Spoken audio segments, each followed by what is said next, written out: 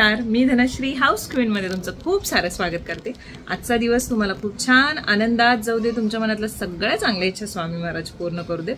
आज आहे बुधवार आणि आज चंद्रग्रहण सुद्धा आहे, प्लस त्यासोबतच महालयारंभ सुद्धा झालेला आहे। आता आमचे कसे सासूबाई सधवा गेल्यामुळे अविधवा नवमी जी आहे तर त्या दिवशी मी ते करते, एक सुवासिनीला बोलवून जेवण करून घालते आणि पहिल्या दिवशी पण आम्ही दहीभाताचा नैवेद्य ठेवतो किंवा पहिल्या दिवशी नाही जमलं कोणाला तर ते शेवटच्या दिवशी सुद्धा ठेवतात। आपण म्हणतो की आपले पितर येतात आणि तृप्त होऊन ते जातात, अशा पद्धतीचं आपलं वागणं असलं पाहिजे।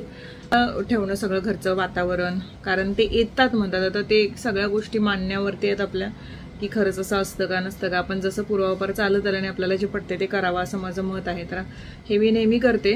4-5 वर्ष झाली जेव्हा मला एकट्या काकींनी सांगितलं की सासूबाई तुझ्या सधवा गेल्यामुळे तुला अविधवा नवमीला जेवू घालायचं एखाद्या सुवासिनीला आणि ओटी भरायची, मग ते मी करतेच। गेले 5 वर्ष तरी कंटिन्युअसली सुरू आहे माझं आणि पहिल्या दिवशी मग मी दहीभाताचा नैवेद्य हा ठेवतो। आज वातावरण परत पावसाचं झाले, भाज्या घेऊन आले परत। आज चांगल्या भाज्या मिळाल्या सगळ्या, ज्याच्यामध्ये एक तर शेपू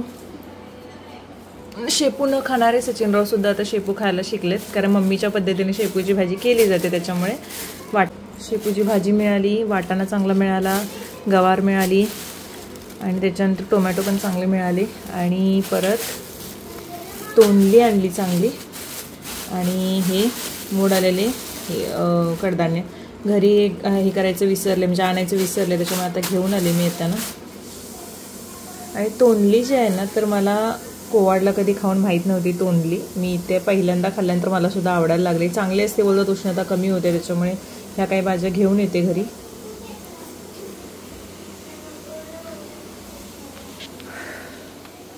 जस्ट घरी येऊन पोचले आणि माझी मैत्रीण जी आहे ती गावाकडून आले आणि ती काही कामासाठी इथं कांजूरमध्ये आणि तिचा मला कॉल आला होता की धनश्री मी घरी तर येऊ शकत नाही, पण मी इथे जेवणासाठी थांबलेले आहे, तर तू येऊन भेटून जाशील का। तर मग पटकन मी तयार झाले आणि तिला जाऊन भेटून येते। व्हिडिओसुद्धा लाईव्ह करायचा आहे, सगळ्या गोष्टी आहेत, ह्या कसं मी ॲडजस्ट करणार आहे काय माहीत, कारण मी जी कामं ठरवलेली ती आता थोडीशी डिले होणार आणि थोडासा स्ट्रेस हा होणारच आहे। मग पटकन जाऊन येते आणि आल्यानंतर थोडंसं आय मसाज घ्यायचं आहे मला, दररोज आता ते आय मसाज पण घेते मी, तर ते पण तुमच्याशी शेअर करते। चला, हे आहे आगारोचं सुप्रीम आय मसाजर, ज्याच्यामुळे सध्या माझ्या डोळ्यांना प्रचंड आराम पडलेला आहे। ॲडजस्टेबल बेल्टमुळे डोक्याचा आकार कोणताही असला तरी व्यवस्थित ते वेअर केलं जातं, फोल्डेबल आहे त्यामुळे अगदी डोळ्यांच्या वरती व्यवस्थित बसतं। पॉवर बटन जे आहे त्याच्यामध्ये तुम्ही ऑन आणि ऑफ करू शकता लॉंग प्रेस करून। 5 मोड आहे त्याच्यामध्ये, soft mode long pressure plus heat म्युझिकसाठी, strong mode high pressure plus heat vibration म्युझिकसाठी, रिलॅक्स मोड एअर प्रेशर म्युझिकसाठी, स्लीप मोड हीट फक्त हीट येतं आणि वेकअप मोड व्हायब्रेशन म्युझिकसाठी। तर हे 15 मिनिट्सचे असतात, त्याच्यानंतर ते ऑटो शट ऑफ होतं। इथे एअर कॉम्प्रेशन मी तुम्हाला दाखवते की कशा पद्धतीने होतं। एअर प्रेशर बटनमध्ये सॉफ्ट प्रेशर, स्ट्रॉंग प्रेशर आणि नो प्रेशर असे 3 मोड आहेत, त्यातला कोणताही मोड तुम्ही सिलेक्ट करू शकता। तुम्हाला जसा सोपा जाईल आणि तुम्हाला जसा कम्फर्टेबल राहील तशा पद्धतीने डोळ्यांना खूप छान आराम पडतो। तुम्ही इथे मोड तुम्हाला सिलेक्ट करून दाखवते। त्याच्यानंतर हीट बटनमध्ये तुम्ही लो हीट, हाय हीट आणि नो हीट असे प्रोग्राम जे आहेत ते सिलेक्ट करू शकता, ज्याच्यामुळे तुम्हाला डोळ्यांना आराम पडतो असा प्रोग्राम तुम्ही सिलेक्ट करून ठेवू शकता। आणि व्हॉल्यूमचं जे बटन आहे त्याच्यामध्ये सायलेंट मोड पण आहे, नेक्स्ट ट्रॅक बटनसुद्धा आहे, इनबिल्ट त्याच्यामध्ये सूदिंग व्हॉल्यूम जो आहे तो तुम्ही ऐकू शकता किंवा त्याच्यासोबत ब्लूटूथसुद्धा ॲक्टिवेट होतो। तुम्ही तुमच्या मोबाईलला कनेक्ट करून ब्लूटूथ ॲक्टिवेट करून तुम्हाला हवं ते सॉन्ग जे आहे ते ऐकू शकता। याचा वापर मी कसा करते आणि का करते हेही सांगते। कंटिन्युअसली स्क्रीन टाईम आपला वाढलेला आहे, मोबाईलमध्ये काही ना काहीतरी बघत असतो आणि माझं सोशल मीडियावरती काम असल्यामुळे एडिटिंग त्याच्यानंतर बाकीच्या सगळ्या गोष्टी ह्या लॅपटॉप थ्रू आणि त्याच्यानंतर मोबाईल थ्रू होत असतात। कमेंट्सना रिप्लाय करणं, व्हिडिओ एडिट करणं आणि बाकी सगळ्या गोष्टी, त्यामुळे खूप थकवा येतो, डोळ्यांवरती ताण पडतो। तर यासाठी मला हे सुप्रीम आय मसाजर आगारोचं खूप उपयुक्त पडलेलं आहे। दिवसातून तुम्ही कधीही ते यूज करू शकता। मी तर माझं जेव्हा केव्हा काम होईल तेव्हा पटकन हे आय मसाजर घेते, अशा पद्धतीने लावते आणि मस्त छानपैकी 15 मिनिटाचा नॅप घेते। ऑटो शट ऑफ बटन असल्यामुळे 15 मिनिटानंतर ते आपोआप बंद तर होतंच, मग तुम्ही अशा पद्धतीने तुमच्या डोळ्यांना आराम देऊ शकता। याच्यासोबत एक चार्जिंग केबलसुद्धा येते आणि ती लावून तुम्ही ही जे आय मसाजर आहे ते चार्ज करू शकता। बाहेरून आल्यानंतर अवतार हा असा होतो आणि डोळ्यांवरती ताण पडला तर अजून त्रास होतो, पण ह्या आय मसाजरनं खूप चांगला मला फायदा होतो। ॲटलिस्ट एक तरी गोष्ट स्वतःसाठी एवढी चांगली आहे माझ्याकडे की जे मेन गोष्ट माझ्यासाठी डोळ्यांची आहे तर ती कमी होते. आता चष्म्याचं तरी तुम्हाला सांगितलेलं आहेच मी. आणि याची काळजी घेणं पण खूप असं इतकं जास्त अवघड नाही आहे. हे व्यवस्थित क्लीन करणं क्लोथने वगैरे आणि प्रॉपर हे ठेवणं, सनलाईटपासून दूर ठेवणं गरजेचं आहे. आणि याच्या बरोबर कसं चार्जिंग केलं तर 3.5 तासापर्यंत चालतं. डिस्चार्ज होत आले की रेड लाईट फ्लॅश होते, तेव्हा आपण चार्जिंग परत करू शकतो. हे मी ठेवून देते आता. आणि त्याच्यानंतर मला आता भाज्या बाकीच्या ज्या आहेत निवडायच्या आहेत, कारण बाहेर जाऊन ते काम करून आमचं खूप थकवा जाणवलेला. तर थोडासा मी आय मसाज घेतला आणि त्याच्यानंतर मग आता बाकीची जी कामं आहेत ती करते. आता बरोबर 1:30 वाजलेत आणि ब्लॉग आता एक 5 मिनिटात लाईव्ह करणार मी. आता सगळ्या भाज्या ज्या आहेत त्या निवडून ठेवते. तर काय करणार आहे, बेस्ट का मी तसंही मोबाईल बघायला एवढा वेळ मिळत नाही, फक्त एडिटिंग करायलाच वेळ मिळतो मोबाईलमध्ये. आणि बाकी मग कुठले तरी वेबसिरीज किंवा काय हे असतं ना कोरियन ते आवडतं, तर त्या बघायला असा फ्री टाईम तसा नाही मिळत रात्रीच्या वेळ वगैरे. मग आता भाज्या निवडत किंवा एखादी हे काम करत मी करते. तुम्ही सुद्धा नक्कीच असं काहीतरी करत असाल असं मला तरी वाटतंय फ्री टाईममध्ये. म्हणजे एखादं काम करत करत भाजी निवडायचं किंवा असं एक काम करत दुसरं काम सुद्धा करत असाल. आज वाटाणा एवढं छान भेटलंय. मी मला वाटतं 1/2 किलो वाटाणा घेऊन आले, त्यातलं 100 ग्रॅम मीच संपवायला खाऊन असं वाटायला लागले मला. जास्त नको म्हटलं नाही तर ढंगाळणी लागायची बरोबर. चला हे आवडते. एवढी भाजी झाली निवडून. ह्या सगळ्या प्लास्टिकच्या पिशव्या ज्या घरी येतात अगोदर त्या तसंच ठेवलेल्या असतात, त्याच परत रियूज करते, टाकत नाही बाहेर. 2 पेंड्या आहेत, आता 1 पेंडी झाले होत आले, आता दुसरी करेन. चना चाट तयार करताना, कारण आज ते खायचं आहे मला. कधी कधी आपण असे प्लॅन ठरवतो आणि ते होतच नाही. तुमच्या बाबतीत असं होतं का की दिवसाचा प्लॅन आपण असा ठरवला आणि तसा तो झाला नाही? शक्यतो मी दिवसभराची आखणी करते की आज हे करायचं आहे, आज ह्या गोष्टी करायच्या आहेत. ब्लॉगचं काही थीम लक्षात नसतंच की कोणता करणार आहे, कारण दिवस आपण ठरवू शकत नाही की कोणत्या कोणत्या ॲक्टिव्हिटी होणार आहेत. पण जी महत्त्वाची कामं असतात ती ठरलेली असतात. माझंही असंच होतं नेहमी, काही ना काहीतरी होतंच. आता या भाज्या निवडून ठेवल्यात, कचरा काढलेला आहे सगळा आणि मला घर प्रचंड क्लीन लागतं. आता दसऱ्याच्या आधी पण परत मला क्लिनिंग करायचं आहे, काम आहेत. सणवार असले की घर असं छान स्वच्छ असलं मस्त प्रसन्न वाटतं. सणवार सगळे छान सेलिब्रेट करावे असे वाटतात. आणि ही ती कामं पटपटपट आवरून घेते मी. आता मला चना चाट करायचा आहे, खूप दिवसानंतर मी करणार आहे. खूप प्रोटीन असलेला असा हा चना चाट प्रत्येक बाईने म्हणा, आता आपण बाईचं तर करून खा, 2-3 दिवसातून एकदा खा, मुलांना पण द्या, सगळ्यांना म्हणजे ॲज अ स्नॅक म्हणून. तेलकट जास्त करण्यापेक्षा एक अर्धा चमचा मी तेल टाकले, जिरं टाकले आणि ठेचा करून ठेवते मी घरात नेहमी. तर आमच्याकडे ठेचा हा दिसणारच तुम्हाला तयार असला, तर तो अर्धा चमचा टाकला आहे, कारण त्याचं फ्लेवर आणि त्याच्यानंतर एक छान चव येते त्याच्यासाठी. आणि हे हरभरे जे आहेत ते छान उकळून घेतलेत मी 7-8 शिट्ट्या बरोबर काढून, आणि पाणी त्यातलं गाळून काढलं आहे, त्याचं कढण करणार आहे मी. आणि बाकीचे जे हरभरे होते ते टाकले, त्याच्यावरती थोडंसं मीठ टाकलं आहे, थोडंसं तिखट टाकलं आहे, थोडीशी हळद टाकले. तुम्हाला हवं तर तुम्ही आमचूर पावडर टाकू शकता एक अजून टेस्ट येण्यासाठी, पण मसाले खूप कमी टाकलेत, एक्स्ट्रा नाही. आपल्याला थोडं एक चटपटीत काहीतरी असावं म्हणून. हेच मी एका हॉटेलमध्ये बघितलं होतं. हे जेवढं मी करते ना त्याची किंमत जवळजवळ 300-350 रुपये होती. चांगलं हॉटेल होतं ते, पण भयानक. मी म्हटलं हे घरात आपण किती 30-40 रुपयेमध्ये करू शकतोय. त्याच्यानंतर गॅस बंद केला, पाणी त्यातला पूर्ण निघवल्यानंतर ना गॅस बंद केला, कांदा आणि टोमॅटो टाकला, परतवून घेतलंय छान. हे इतकं टेस्टी लागतं, तुम्ही खरंच करा. तुम्ही जर अजूनपर्यंत कधी करून खाल्लं नसेल ना, मुलांना पण त्या मुलांनासुद्धा खूप आवडतं. आरवला आमच्या घरी सगळ्यांचं फेवरेट आहे. आता मी माझ्यासाठी, बाबांसाठी आणि आरवसाठी करते. सगळ्यात एंडिंगला अर्धा लिंबू मी पिळलेला आहे वरून, त्यातल्या काही बी पडलेल्या आहेत त्या काढायच्या विसरले मी, तर त्या आता हाताने वेचून मी बाहेर काढते, कारण बी जर दाताखाली अडकलं तर थोडंसं कडवट लागतं आणि आरवला ते लागलं तर तो मग खायचं सोडून देईल, असा पण आहे त्याचं. शेवटला मी मस्त कोथिंबीर पेरले वरतून आणि हे सगळं छान मिक्स करून आता मी प्लेटमध्ये काढून घेते. वाजलेले आहेत जवळजवळ 4:30-5 झालेले आहेत आणि हा चहाचा टायमिंग आहे बाबांचा. मी चहा जवळजवळ सोडलेलाच आहे. मस्त त्याच्यावरती फरसाण टाकले आणि 1 प्लेट बाबांसाठी, 1 प्लेट माझ्यासाठी मी सजवलेले आहे. छानपैकी याच्यावरती आता मी ताव मारणार आहे. 6:30 झालेत आणि आता मी निघते. चष्म्याचा जो नंबर आहे तर तो काल दिला होता, तर फ्रेम सिलेक्ट करायचे त्यासाठी. आणि आज जी भाजी करणार आहे, आता बाबा आरवला घ्यायला गेलेले आहेत. मी काय करणार आहे, ही भोपळ्याची पानं आहेत जी मला गावाकडून एक मैत्रीण आली तर तिने दिले. त्याच्या शिरा ज्या आहेत त्या सगळ्या काढून घेतलेल्या आहेत मी. ही स्वच्छ धुणार आहे आणि याच्यासोबत ही शेपूची भाजी आहे, ती चांगली निवडली मी मगाशी, तर ती सुद्धा स्वच्छ धुवून घेणार आहे आणि चांगली चिरणार आहे. आता आमच्या घरी ज्या ताई जेवण करायला येतात त्यांनासुद्धा मम्मीची रेसिपी मी शेपूची भाजीची दाखवली. आज भोपळ्याची पानंसुद्धा त्याच्यामध्ये बारीक कट करून टाकणार आहोत. तर सगळ्यात आधी कांदा आणि मिरचीची फोडणी दिले, जिरा आणि मोहरीची फोडणी दिल्यानंतर तेलात त्याच्यामध्ये लसूणसुद्धा टाकलेल्या आहेत.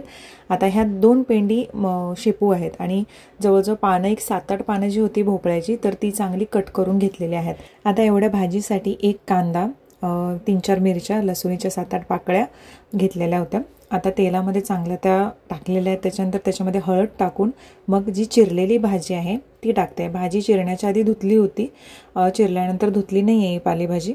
आणि त्याच्यासोबतच भोपळ्याची जी पानं होती तीसुद्धा अगदी बारीक कट केलेली आहेत आणि ती टाकलेली आहेत. भाजी चिरण्याच्या आधीच मी तेव्हाच जे तांदूळ असतात, कणी आपण वापरतो किंवा तांदूळ जरी बारीक तांदूळ असला तरी वापरला तरी चालतो. तर कणी बासमती तुकडा जो तांदूळ होता माझ्याकडे तर तो एक अर्धी वाटी आणि तेवढेच अर्धी वाटी तुरीची डाळ ही भिजत ठेवली होती, कारण ही भाजीमध्ये ह्या मिक्स करायचे. एवढी भाजी छान लागते ना, जे शेपूची भाजी खाणार नाहीत त्यांचंसुद्धा शेपूच्या भाजीवरती प्रेम जडेल.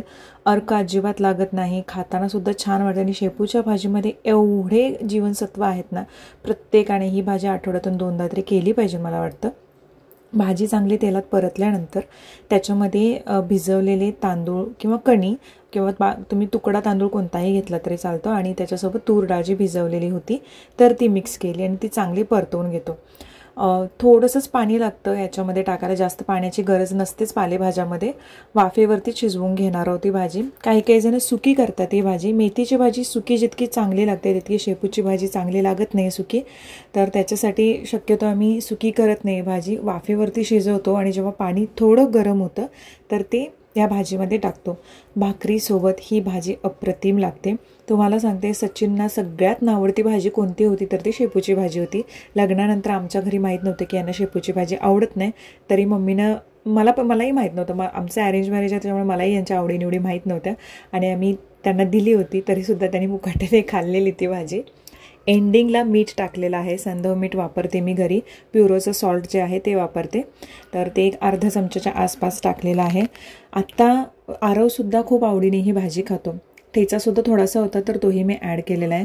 घरी आमच्या म्हणजे कोवाडला तरी ही सगळ्यात फेवरेट आहे. मी जेव्हा गावी जायचा प्लॅन करते तेव्हा मम्मीला मी आधीच सांगितलेलं असतं, मम्मी मला शेपूची भाजी आणि भाकरी हवी आहे, कारण तिच्या हातची तरी अप्रतिम आहे. तो व्हिडिओ जेव्हा मी टाकला होता जवळजवळ 3 लाखाच्या आसपास त्याचे व्ह्यूज गेलेले आहेत आणि खूप जणींनी ही भाजी अशा पद्धतीने करून बघितली आणि सगळ्यांचे खूप छान रिप्लाय आले की धनश्री आम्ही तुझ्या मम्मीच्या टाईपने ही भाजी करून बघितली, खूप छान होते आणि खूप मस्त चव होते. आता वाफेवर शिजवण्यासाठी पाणी थोडं ताटावरती ओतलं, त्यातलं अर्धी वाटी पाणी फक्त ॲड करणार आहोत आणि 5-7 मिनटात भाजी शिजून होईल. ही झाली भोपळा आणि शेपूची मिक्स भाजी. अजिबात अर्क काहीच लागत नाही.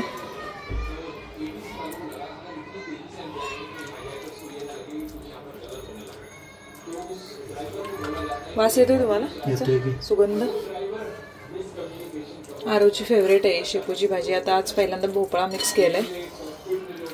चला हे अशी करून बघितलं, बेस्ट तर होते. भाकरी बरोबर उत्तम लागते. सगळ्यात बेस्ट सोर्स आहे सगळ्या चांगल्या गोष्टींचा शेपूची भाजी. ज्यांना आवडत नाही त्याने अशा पद्धतीने करून जेवण झालंय आमचं.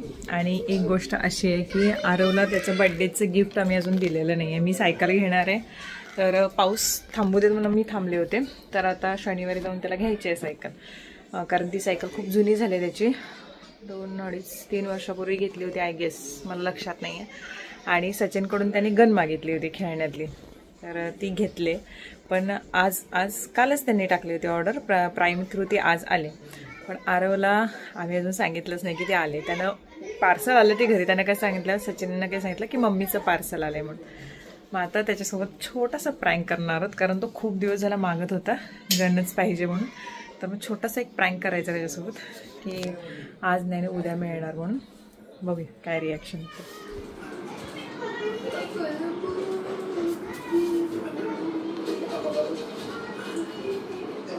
हॅलो. हां काय कॅन्सल. बसा. आरवचं कॅन.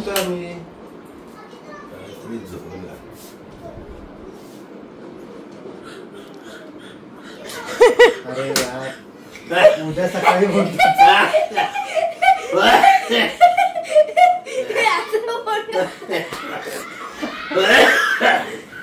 पण ऍक्च्युअल मध्ये आरव कॅन्सल झाले, उद्या सकाळी येणार म्हणून आम्ही पहिला बघूया म्हटलं तुला सांगूया. रिॲक्शन काय असते आता ठीक आहे ना, उद्या सकाळी तर उद्या सकाळी. ठीक आहे ना, रात्री फक्त रात्रीचा प्रश्न आहे, त्याच्यात काय एवढं काय वाईट होत नाही.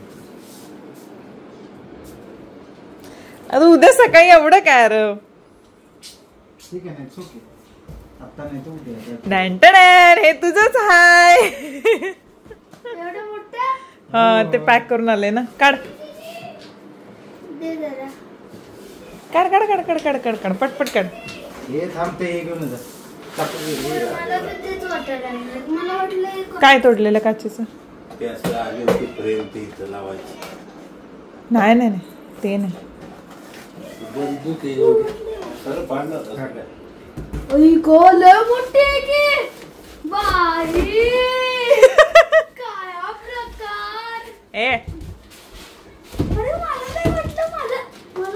आता बाबांचं काय खरं नाही. तूच मागितलंस काय ते स्ट्रेंथ वाटते हाताची स्ट्रेंथ रे फिट आहे खूप. मी दाबू शकतो. तुला दाबता येत नाही एवढं काय बोलतोय? नाही जास्त हे पाहिजे. थांबा ना. पण हे दुखणार मनगटात. त्याचे मनगट हे खड्डा पडायला लागलाय मनगटात माझा. गोळ्या तिथे आहेत रे. इकडे पहिलं मी मारणार उद्घाटन मी करणार. अरे आईच्या हातनं उद्घाटन करायचं कधी पण. एवढी होती ह्याच्यात एवढीच होती. मी म्हटलं एवढीशी असणार केवढी मोठी असणार. मी म्हटलं एवढी मोठी कसली खायची बेटा.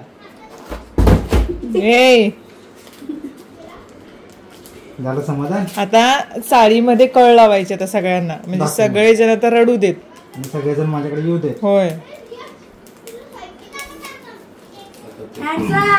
पहिला प्रियांक घेणार आता.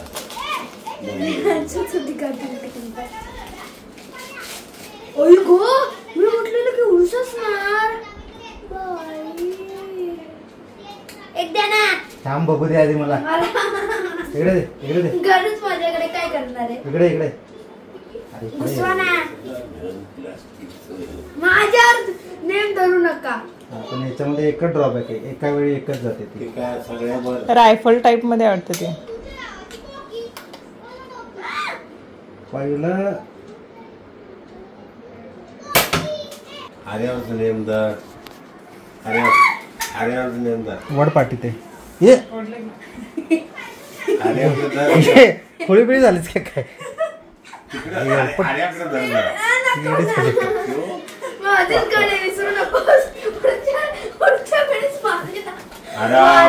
मारेन मी पुढच्या वेळेस. अगं माझ्यावर का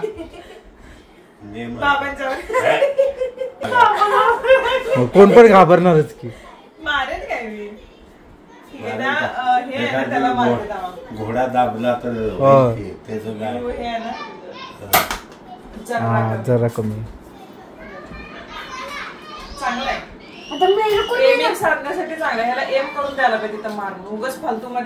पण त्यात एकच आहे की ते सिंगल सिंगलच जाऊ शकतं बस. नेमबाजीचं हे असतं ना, जर असं जर त्याला आवडलं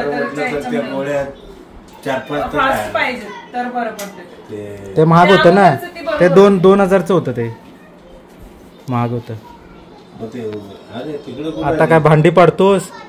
नाही तर तुला थांब रे, एम देतो थांब तुला. मी एकदम आता उडाली कशी. इकडे हा मोदक पाडून दाखव. ओके लांब लांब लांब ठेव. कोपऱ्यात जा कोपऱ्यात जा. माझ्याकडे बघूया.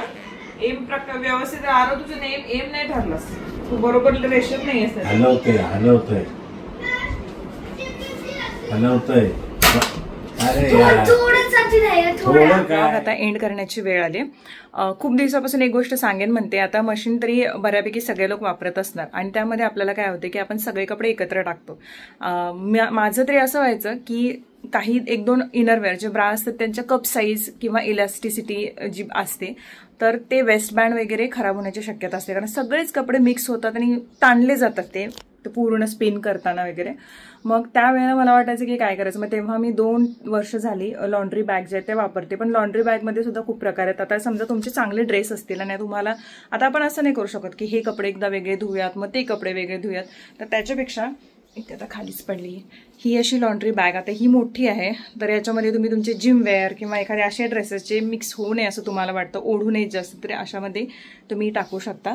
आणि कप साईजच्या ज्या ब्रा असतात म्हणजे त्यांचा साईज प्रॉपर एक वायर्ड शेपमध्ये ब्रा असतात किंवा कपवाले असतात, तर ते अशा लॉन्ड्री बॅगमध्ये क्लोदिंग बॅग ज्या असतात तर त्याच्यामध्ये आपण वॉश करू शकतो. ही साईज खास कपसाठी असते, खालचा हा शेप जो आहे तो, आणि इथून आपण चेन लावून ते वॉश करायला टाकू शकतो आणि चांगल्या राहतात कपडे. मेन म्हणजे शक्यतो ज्या ब्रा असतात त्या आपण एक अशी मशीन केअर तर त्यांनी दिलीच जाते की सेपरेटली वॉश करा किंवा लॉन्ड्री बॅग वापरा म्हणून सांगतातच, नाहीतर मग तुम्ही हाताने स्वच्छ करा म्हणतात. तर हाताने स्वच्छ करताना सुद्धा आपण ब्रश जो असतो तो सॉफ्ट एक ब्रश मिळतो तर त्यांना आपण क्लीन केलं पाहिजेत डिटर्जंट टाकून वेगळं सेपरेटली, नाहीतर मग तुम्ही इन्व्हेस्टमेंट कराल चांगले कपडे घ्यायचे, चांगले इनरवेअर घ्यायचे म्हणून, आणि ते कुठेतरी मग येऊन जातील.